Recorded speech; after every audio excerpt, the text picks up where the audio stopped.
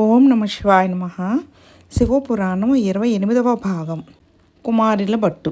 ఒకానొక సమయంలో భారతదేశమంతటా బౌద్ధ మతము వ్యాప్తి చెందినది. దీనికి సంబంధించి సనాతన ధర్మంలో కొంత ఆందోళన పడడం జరిగింది. బౌద్ధము వేదమును అంగీకరించదు, వేదము ప్రమాణము కాదు అన్నవారిని నాస్తికుడు అని పిలుస్తారు. వేద ప్రమాణమును అంగీకరించనిది నాస్తికం అవుతుంది. బౌద్ధము వైపు వెళ్ళిపోతే నాస్తికులు అయిపోతారని నాస్తిక మతమును ఖండించి తిరిగి ప్రజలలో కర్మనీతిని ఏర్పరిచి మరలా అందరినీ వేద మార్గంలో నడిపించడం కోసమని సుబ్రహ్మణ్యేశ్వర స్వామి వారు కుమారుల భట్టుగా వెలిశారు. ఆయన ప్రయాగ క్షేత్రంలో పుట్టారు. ఏదైనా తెలుసుకోకుండా ఖండిస్తే దాని వలన మర్యాద ఉండదు, బాగా తెలుసుకుని ఖండించాలి. అందుకని వారు ఒక బౌద్ధరామమునందు చేరారు. అది 7 అంతస్తుల ప్రాకారము కలిగినటువంటి ఆరామము. అక్కడ అనేక మంది బౌద్ధులు ఉండేవారు. వేదము కానీ, యజ్ఞము కానీ, యాగము కానీ, ప్రార్థన కానీ, స్తోత్రము కానీ చేయడం వారు అంగీకరించరు. అక్కడే కూర్చుని గురువుగారు చెప్పేది ఆయన వినేవారు. సనాతన ధర్మమును ఖండించినప్పుడు, వారి గురించి చెప్పినప్పుడు కుమారి భట్టు ఏడుస్తూ ఉండేవాడు. ఒకరోజు గురువు ఎందుకు ఏడుస్తున్నావు అని అడిగాడు. అప్పుడు ఆయన సనాతన ధర్మంలోని విషయములను ఎంతో గొప్పగా ఖండించారు. అందుకు సంతోషంతో ఆనంద బాష్పములు కారుస్తున్నాను అని ఆయన అబద్ధం చెప్పారు. ఎందుకు?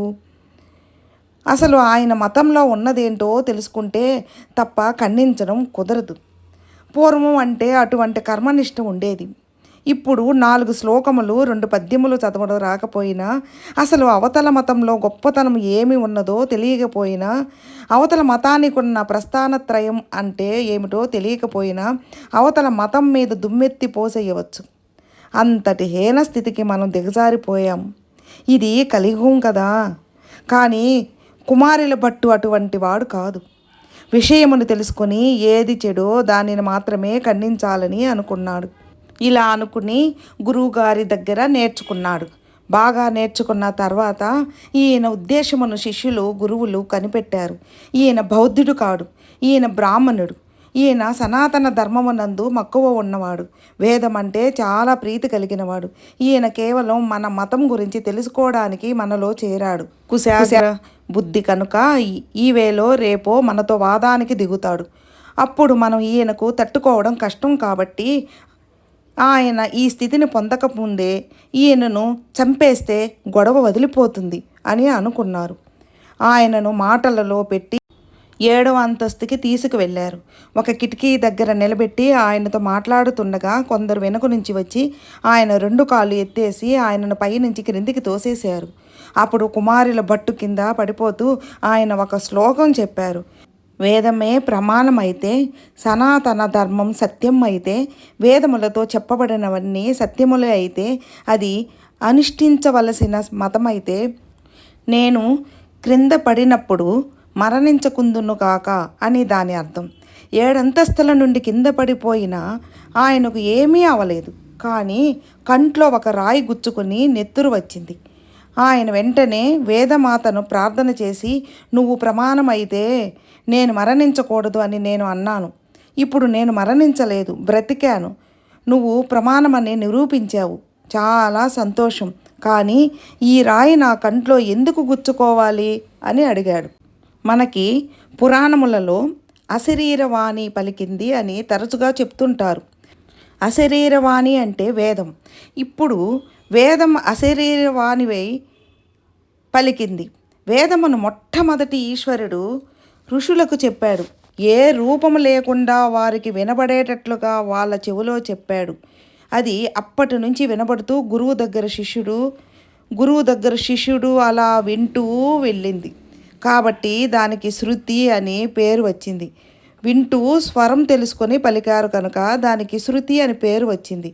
కాబట్టి మనకి శృతి ప్రమాణము.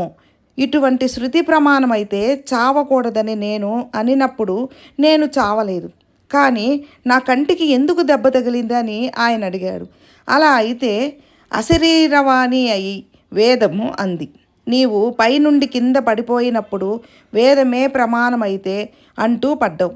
వేదము ప్రమాణము కనుక నేను మరణించను అని నీవు అనలేదు. చిన్న అనుమానం పెట్టుకున్నావు. అటువంటి అనుమానం నీ శ్లోకమునందు ఉండరాదు. నీవు బ్రతికావు కానీ నీకు ఈ చిన్న అనుమానం ఉండడం వల్ల కంట్లో రాయి గుచ్చుకుంది. కుమారుల భట్టుకి కంటికి దెబ్బ తగిలింది కానీ వేదము ప్రమాణం అయింది. అప్పటి నుంచి మరలా అందరూ కర్మానుష్ఠానం, యజ్ఞము, యాగము, దానము ఇవన్నీ మళ్ళీ మొదలుపెట్టారు. కానీ శంకర భగత్పాదుల అంశకుమారుల భట్టు కన్నా కొంచెం పై స్థాయి వీళ్ళకి కర్మ ఎందు కొంచెం కోరిక ఉండడం, కోరిక తీరకపోతే కోపం రావడం లాంటివి ఉంటాయి. ముందు కర్మ నిలబడితే వెనుక జ్ఞానం వస్తుంది. ఇంత గొప్ప కుమారుల భట్టుకు కర్మ నిలబెట్టవలసి వచ్చినప్పుడు కంటి వెంట అప్పుడప్పుడు నీళ్లు వస్తాయి. అదే శంకరాచార్యుల వారు అయితే జ్ఞానంలో ఉంటారు. ఆయన బ్రహ్మజ్ఞాని. తలకాయని ఇచ్చేస్తారా అని కపాలిని అడిగితే తీసుకుపో అన్నారు.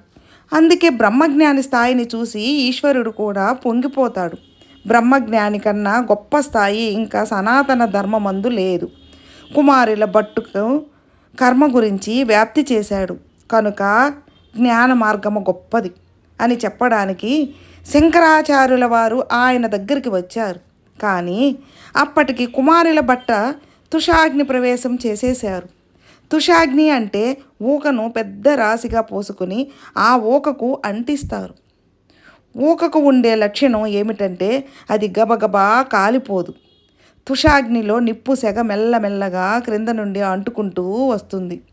ముందు వేడి పుడుతుంది, సెగ పుడుతుంది, ఒళ్ళు ఉడికిపోతుంది, తరువాత కిందకు వస్తుంది, తరువాత పాదములు, మోకాళ్ళు, తొడలు అన్నీ కాలిపోతుంటాయి.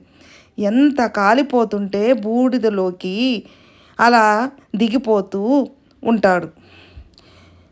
ఎంత దిగిపోతుంటే అంత కాలుస్తూ ఉంటుంది. కాల్చి కాల్చి చివరకు ప్రధానమైన అవయములైన గుండె మొదలగునవి కాలిపోయేంత వరకు ఆ ఒళ్ళు కాలిపోతున్న బాధ అనుభవించవలసింది. ఈ విధంగా క్రింద నుండి పైకి కాలుస్తూనే ఉంటుంది. కదలకుండా కూర్చొని తుషాగ్నిలో ఆయన కాలిపోతున్నారు. ఆ సమయంలో శంకరాచార్యుల వారు వచ్చారు. వచ్చి, అయ్యో, మీరు ఎందుకు ఇలా కాలిపోతున్నారు? ఎందుకు మీరు ఈ పని చేయవలసి వచ్చింది? నేను మిమ్మల్ని కర్మ మార్గం నుండి జ్ఞాన మార్గంలోకి తిప్పడానికి వచ్చాను అని చెప్పారు. అప్పుడు కుమారుల భట్టు, నేను తెలిసి చేసినా తెలియక చేసిన గురువుల పట్ల అపచారం చేశాను.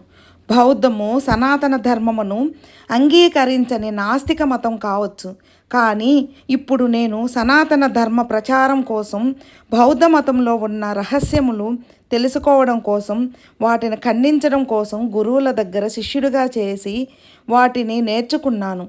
ఇలా గురువు దగ్గర వినకూడదు.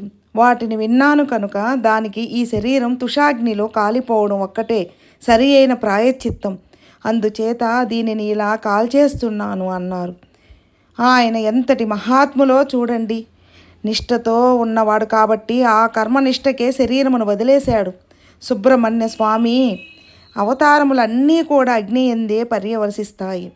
అందుకే అగ్నిహోత్రంలోకి తుషాగ్నిలోకి కుమారుల భట్టు వెళ్ళిపోతూ, నా శిష్యుడు మన్నన మిశ్రుడు ఉన్నాడు, ఆయనతో వాదించి ఓడించండి, అప్పుడు లోకమంతా కర్మ మార్గం నుండి జ్ఞాన మార్గంలోకి వెడుతుంది అన్నాడు. ఏది చిత్రం జరిగిందంటే, అంతకు పూర్వం వరకు పూజలు చేస్తే మీరు ఏ పూజ చేస్తున్నారో ఆ పూజలో స్వామి పేరు చెప్పి ప్రీత్యర్థం అనే మాట చెప్పడం సంకల్పంలో లేదు. ఇటు చెప్పకుండా పూజ చేసేవారు శంకరాచార్యుల వారు మన్నన మిశ్రుని గెలిచిన తర్వాత కర్మభాగమనందు ఒక కొత్త విషయం కలిసింది. మీరు ఏది చేసినా సంకల్పంలో ప్రీత్యర్థం అని దేవత పేరు చెప్పి నీళ్లు ముట్టుకుంటారు. ఈ కర్మను నేను ఇప్పుడు ఈశ్వరానుగ్రహం కొరకు చేస్తున్నాను. ఈ కర్మ చేస్తే ఫలితం వచ్చేస్తుందని కాదు.